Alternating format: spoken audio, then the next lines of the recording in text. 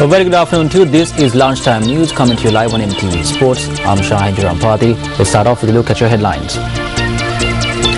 Investigations commenced over a report of a loud noise heard from several areas including Anuradhapura. UN chief says access not a must for Sri Lanka war crimes probe. Obama welcomes move to name Iraq's new prime minister. Now here are the stories in detail. A police investigation is underway over reports of a loud noise heard across several areas including Anuradhapura. Police media spokesperson SSP Ajit Rona speaking to Newsfirst said that the respective police stations in the areas have been instructed to look into the reports. He added, however, that the reason for the noise is yet to be ascertained. Residents of several areas of Anuradhapura, Polonnaruwa and Trincomalee say that they have seen a mysterious glow in the sky last night and heard a loud noise. According to our correspondents, the loud noise was heard between 8 and 9 last night. Reports from Anuradhapura say that a bright light was visible in several areas. It happened when we were returning home in a tractor. Once we saw a bright light, we didn't know what it was, and then in about 5 minutes we heard a loud noise.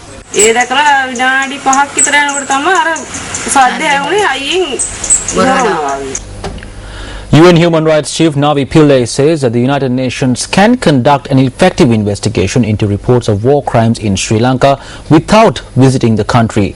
She made this comment reacting to the Sri Lankan government's decision to deny investigators entry to the country.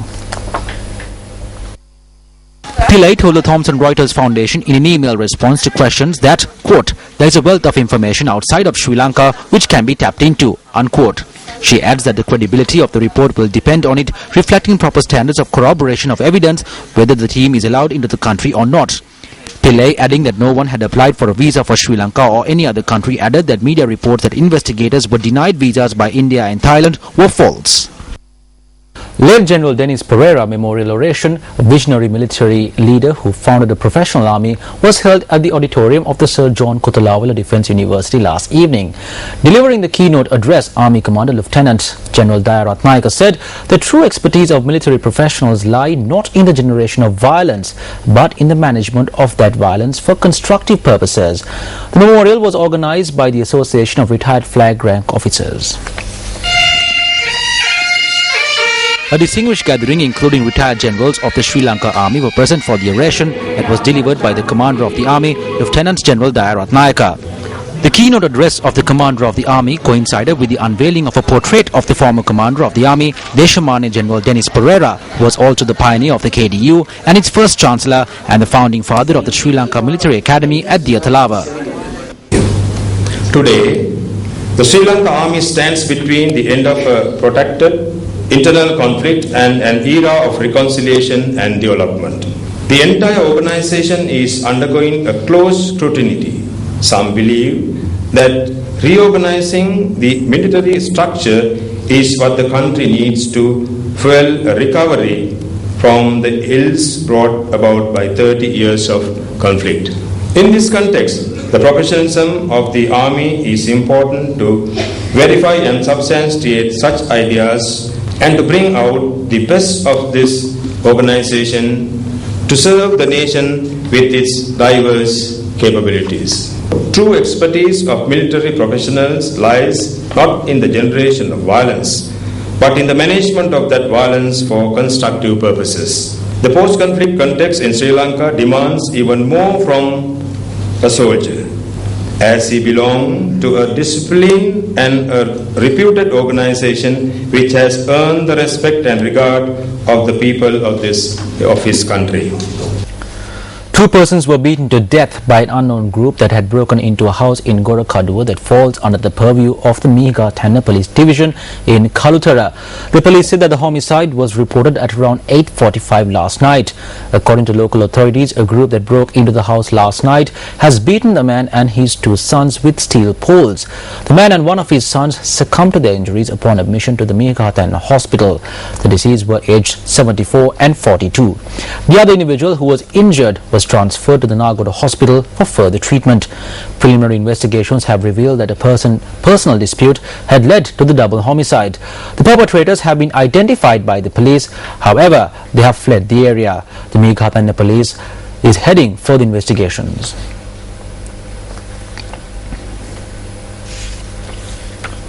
The Department of Meteorology forecasts that thunder showers can be expected today as well in several areas in the north central and over and eastern provinces during the afternoon or evening.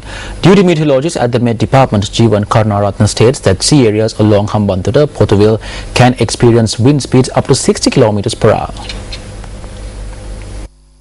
Several spells of showers will occur in the western, suburban and central provinces and in the Galle and Mathura districts. Showers may spread to the northwestern province too. Thunder showers will develop at a few places in the north central and eastern provinces during the afternoon or evening. They may be temporary localized strong winds during thunder showers. General public is kindly requested to take adequate precautions to minimize the damage caused by lightning activities. A dog that had chewed on a locally manufactured explosive known as Hakkapatas had died in the garden of a house in Putanigama, Ahatwava in Kurunagala. Over the weekend, 2 children were injured at the same location while playing with the locally manufactured explosives. The 2 children had discovered the locally manufactured explosives in a bush nearby. It had exploded when they attempted to play with it. Now, locals in the area know that the locally manufactured explosive is used to hunt animals, causes accident as they are placed in an ad hoc manner. The Megalava police is conducting further investigations into the incident.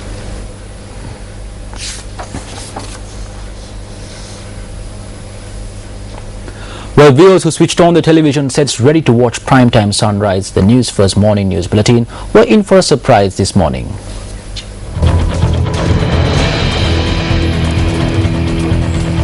Well, let's now take a look at those stories in detail. This morning's news bulletins were aired not from the Newsfirst Centre but brought to you live from the Sri Lanka Police Mounted Division in Colombo.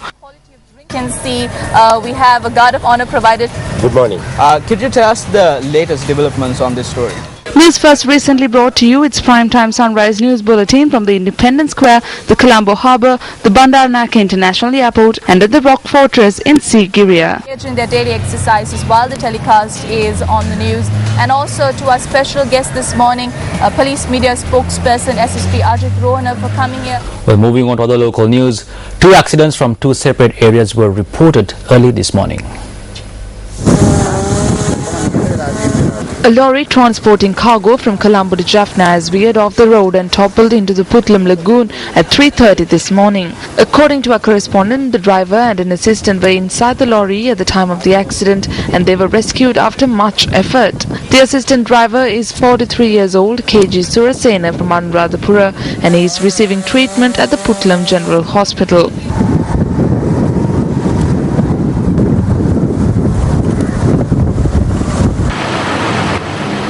Another accident was reported at 3:30 this morning on the Kandy Road close to the 4th mile post in Palayagoda.